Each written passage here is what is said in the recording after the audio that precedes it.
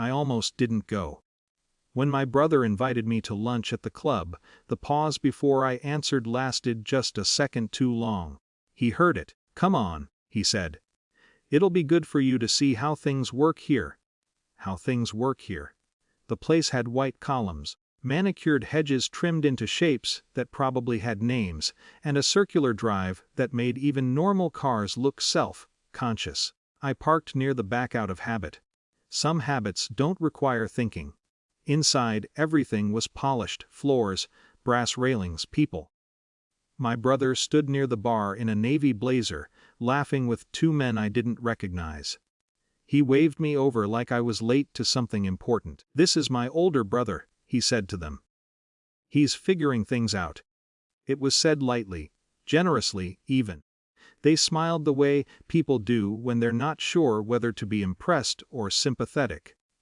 We sat by the window overlooking the golf course. I ordered water.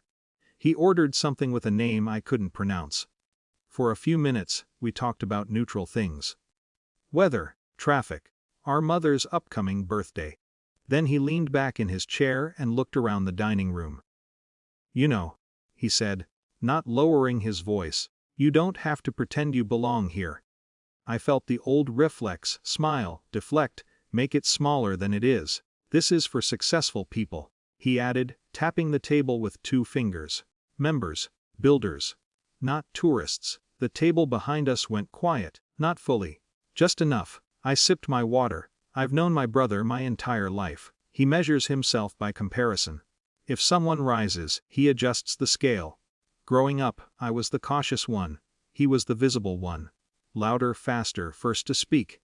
I used to correct him, defend myself. It never helped. It just gave him a stage. So I let the silence stretch. He mistook it for concession. "That project you were working on," he continued, "did that ever turn into anything real?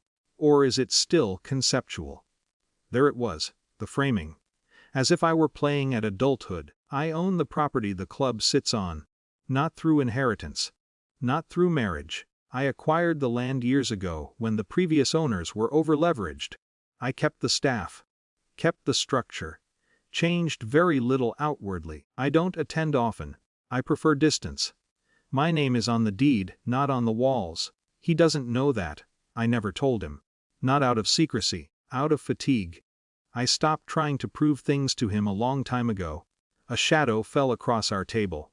"Mr. Wilson." My brother straightened immediately. The manager stood beside us, impeccable posture, tablet in hand. "Yes," my brother said, already smiling. "The owner has been notified of a disturbance at this table." The manager's voice was calm, trained. "She would like to know why you are harassing her property." The word harassing landed softly but precisely. My brother blinked. "I'm a member." The manager glanced down at the tablet. "Your membership is currently under review." He turned the screen slightly. Even from where I sat, I could see the small red flag next to my brother's name. "Policy is quiet power. No shouting, no spectacle. Just procedure." "There must be a mistake," my brother said, laughter creeping into his voice. "I've been a member here for 6 years." "Yes, sir," the manager replied, "and members are expected to uphold conduct standards, especially when addressing ownership." Ownership. The word shifted something in the air. My brother looked at me then, not fully understanding. Searching. I didn't gloat, I didn't correct him. The manager continued, "Until this matter is reviewed, your access privileges are temporarily suspended. You're welcome to gather your belongings." The men at the bar had stopped pretending not to watch. "I don't understand," my brother said, now quieter. The manager turned to me briefly. A small, professional nod. Recognition without ceremony. I nodded back. That was all. No announcement, no revelation speech, just acknowledgement. My brother stood slowly.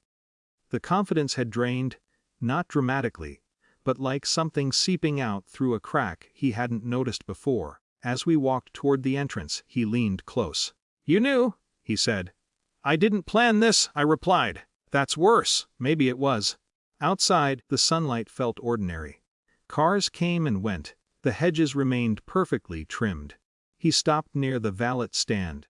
"Why didn't you tell me?" he asked. "I thought about that. Because you would have turned it into a competition, because you only respect what you can measure. Because I was tired of auditioning for my own family." "I didn't think it mattered," I said instead. He laughed once. Short. Disbelieving. "It matters now, maybe to him." The board reviewed his membership over the next few weeks. I didn't push for expulsion. I didn't intervene to protect him either. Conduct standards exist for a reason. The outcome was procedural: suspension extended, privileges limited, mandatory review before reinstatement. We haven't had lunch since. At family gatherings, the story circulates in fragments. Some version where I embarrassed him. Some version where he crossed a line. Truth usually splits itself to fit comfort. I still don't visit the club often. Belonging was never about access. It was about whether I felt the need to defend my seat at the table. That day, I didn't. And that felt like enough.